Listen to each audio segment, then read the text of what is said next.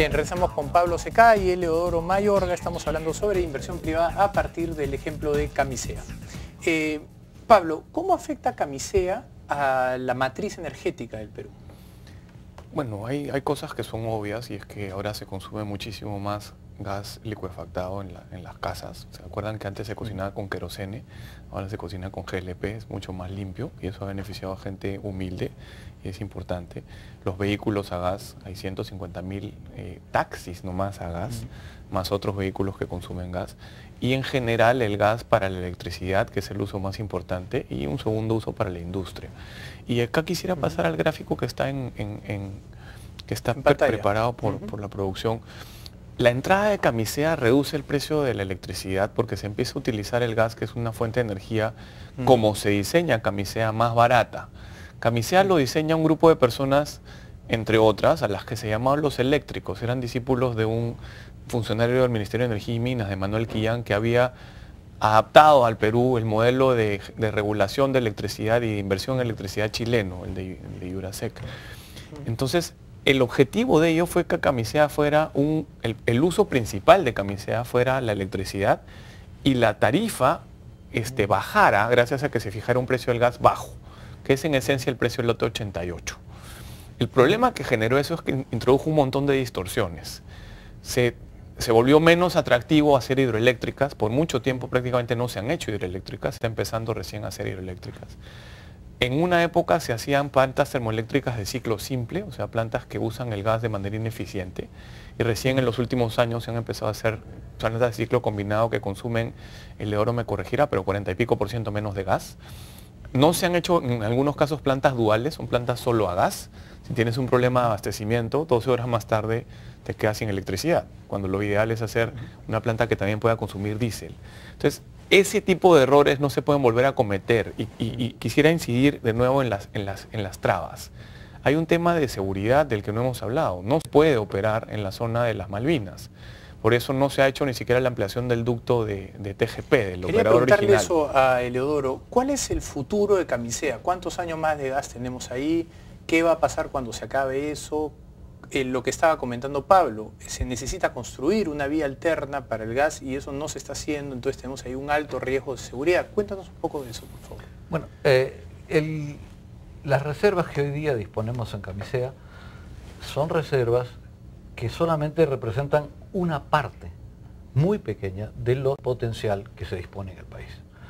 Hay gas en toda la cuenca de Madre de Dios hasta la frontera con Bolivia. O sea, han habido pozos que han probado reservas adicionales. Y en la medida que continúe la exploración, se seguirán habiendo. Lo difícil del gas es la inversión. Eso es lo que estábamos conversando. Necesitamos hacer los tubos para ponerlos en producción. Y ese es el gran reto. Ahora, ahí, perdón, discúlpame, ¿la restricción ahí es seguridad? ¿Esa es la restricción principal o es financiamiento, es gestión, es otro tipo de restricción? Bueno, primero que se pensó el proyecto con un dimensionamiento muy pequeño, con muy poco planeamiento de largo plazo. Se pensó que el Perú iba a crecer a 2-3% y que los peruanos íbamos a seguir con una economía dormida como la que teníamos. Entonces, hoy día hay que pensar las cosas de una manera diferente. Pero si hay algo que falta en el sector, que es muy urgente, es tener un planeamiento y una visión de largo plazo. ¿Qué es lo que les está pasando a los chilenos, ¿no? Chile está creciendo a la velocidad de nosotros, pero la demanda de energía se está llevando toda la producción. O sea, Chile en este momento tiene una restricción muy grande, pero los chilenos tienen algo que enseñarnos. Los chilenos se han puesto de acuerdo. Los chilenos han juntado a su gente académica, a sus políticos, a sus inversionistas, a sus empresas, y se han puesto de acuerdo. Se han dado un plan de largo plazo con todas las medidas de seguridad. Aquí nos faltan estos mecanismos de planeamiento y de consenso para salir adelante. Es hora que los hagamos. Entonces, ahora, el tema de la seguridad es esencial.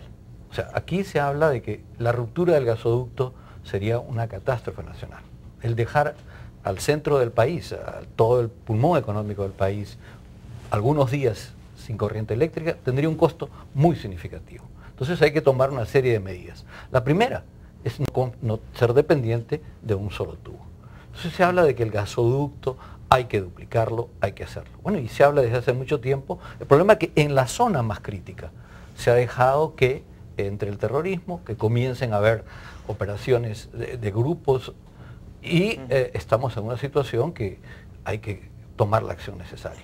Lo segundo es, no solamente es el gas, es los líquidos. O sea, si vemos una ruptura de un poliducto que el gobierno está pensando duplicar, incrementar en capacidad, sería catastrófico para el país. No solamente dejaríamos de producir los líquidos, dejaríamos de producir el gas y tendríamos un daño ecológico significativo. Claro, a través del derrame. Claro. Entonces hay necesidad de pensar el sector con esta visión de largo plazo y con todos estos elementos.